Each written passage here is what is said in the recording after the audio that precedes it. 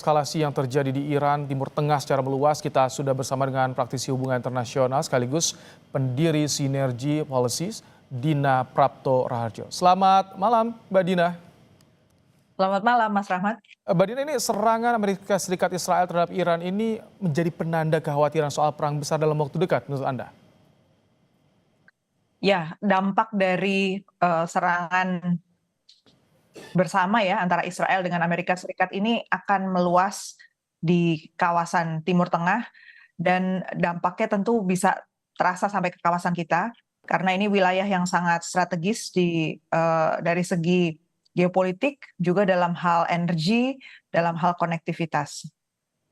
Eh, ini kalau kita lihat tidak hanya Iran dan juga Israel yang ada di wilayah tersebut yang terdampak, juga ada Bahrain karena ada pangkalan militer Amerika Serikat, Kuwait juga, Arab Saudi juga. Ini Ya. semakin memperuncing atau bisa membuat pecah Timur Tengah, Mbak Dina. Yang perlu kita catat adalah bahwa sebelum kejadian ini, bulan Juni 2025, itu kan Israel yang melakukan serangan terlebih dahulu terhadap Iran ya.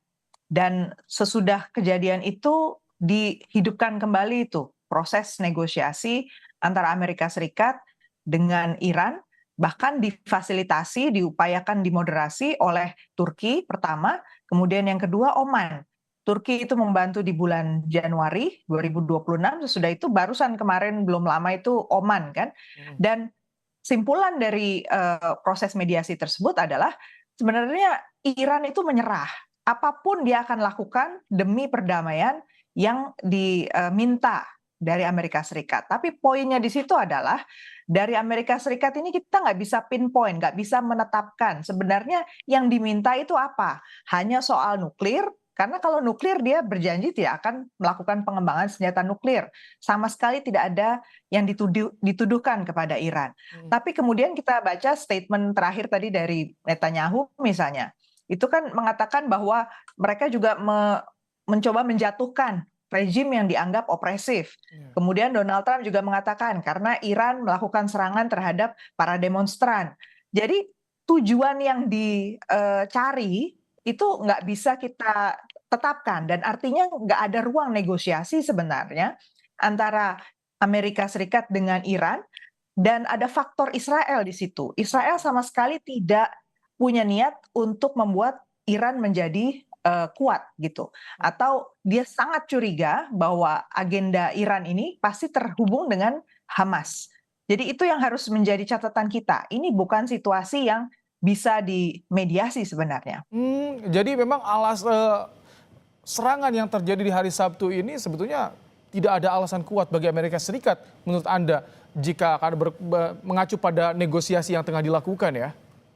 Betul sekali. Jadi kalau dilihat dari statement dari Menteri Luar Negeri Oman, bahkan ada videonya segala ya yang mengatakan bahwa hasil akhir dari negosiasi di Oman itu jelas mengatakan pihak Iran itu bersedia untuk melakukan apapun yang diminta oleh Amerika Serikat.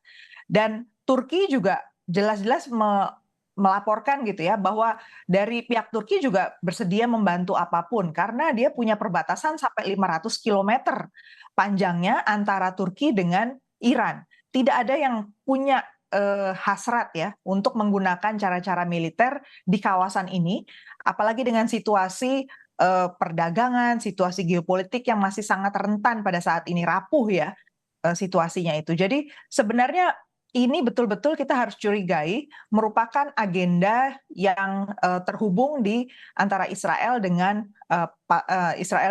Amerika Serikat dan agendanya pasti nggak jauh-jauh dari Board of Peace. Jadi kita justru harus hati-hati di sini ya. Menurut saya tadi kalau dikatakan Presiden sudah siap bertolak, Presiden siap bertolak ke Iran, ke Teheran. Itu menurut saya nih bagaimana ya yang melakukan bisikan kepada presiden gitu. Kan kasihan juga ya bahwa Indonesia itu punya risiko sangat besar untuk dilihat sebagai aktor yang delusional gitu loh jadinya. Karena lompatan diplomatik itu kan nggak bisa dilakukan begitu saja ya. Harus ada tahapan-tahapan yang dilalui. Kita nggak bisa bilang misalnya, kalaupun kita mau masuk sebagai mediator, jaminannya apa? Apa lagi yang mau Tapi kita Mbak Dina, kalau tadi Anda singgung lakukan? soal ini agenda terkait dengan board of peace, bagaimana jika kan Indonesia bergabung? Nah, jika ada keinginan dari Indonesia, Presiden Prabowo sebagai fasilitator untuk memediasi, ini apakah bisa sedikit meredakan tensi nantinya? Kan poinnya tadi adalah kita mau minta apa lagi dari Iran? Hmm, Kalau Iran sudah mau menyerahkan segala hal dan ternyata Amerika tetap saja nggak terima, dan Netanyahu dengan berapi-api bilang kita menjalankan Operation Lion's Roar, eh, auman singa bersama-sama join dengan sangat bangganya dia melakukan hal ini.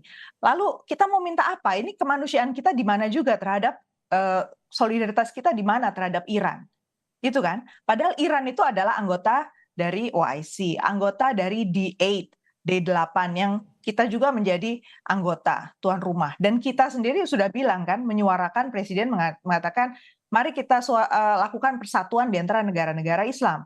Di mana itu semua? Kan kita harus bisa balance ya posisinya. Jangan kita menuding lagi si Iran masih punya agenda yang lain kan. hmm. Ketika kita menawarkan diri sebagai mediator, maka kita harus memikirkan posisi apa yang bisa kita tawarkan buat si Iran. Garansi apa yang mau kita berikan kepada Iran supaya Iran mau kan duduk lagi di meja perundingan.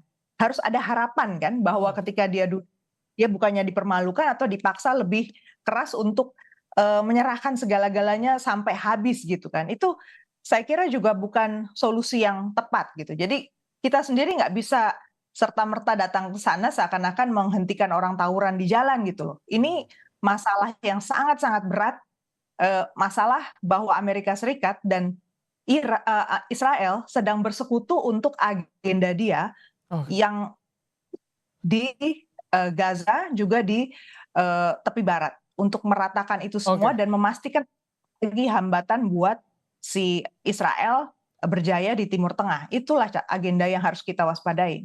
Mbak Dina, jika eskalasi ini terus meningkat, Timur Tengah jadi pecah nih, bagaimana nanti dampaknya bagi Indonesia yang bisa dirasakan langsung? Dampak langsungnya tentu ke konektivitas dan juga ke energi. Harga energi kita sebagai net importer tentu harus siap-siap pasokan itu akan sulit, harga akan naik. Kemudian yang kedua konektivitas, bagaimanapun juga kargo barang-barang untuk ekspor kita menuju ke daerah Timur Tengah, Afrika maupun ke Eropa itu pasti melalui jalur-jalur strategis tersebut termasuk lewat Selat Hormuz. Jadi kita harus memikirkan aspek ekonominya itu. Aspek yang lain adalah citra kita sebagai anggota yang memang punya niat baik di Board of Peace. Ini kita sedang dipertaruhkan ini posisinya. Kalau kita tidak mengecam apa yang dilakukan oleh Amerika Serikat dengan Israel, yang terang-terangan mengatakan tujuannya itu adalah untuk menghantam Iran, kita jadinya harusnya jadi aneh kan? Ini katanya kita tujuannya peace. Tidak ada satupun statement maupun pernyataan yang peaceful. Di mana posisi kita? Jadi menurut saya kita sendiri sebagai bangsa gitu ya, jati diri apa mau kita sampaikan dalam situasi yang menurut saya betul-betul memprihatinkan ini. Kita Oke, harus ya bersikap mengatakan kecaman keras atas apa yang dilakukan oleh Israel dan Amerika Serikat. baik.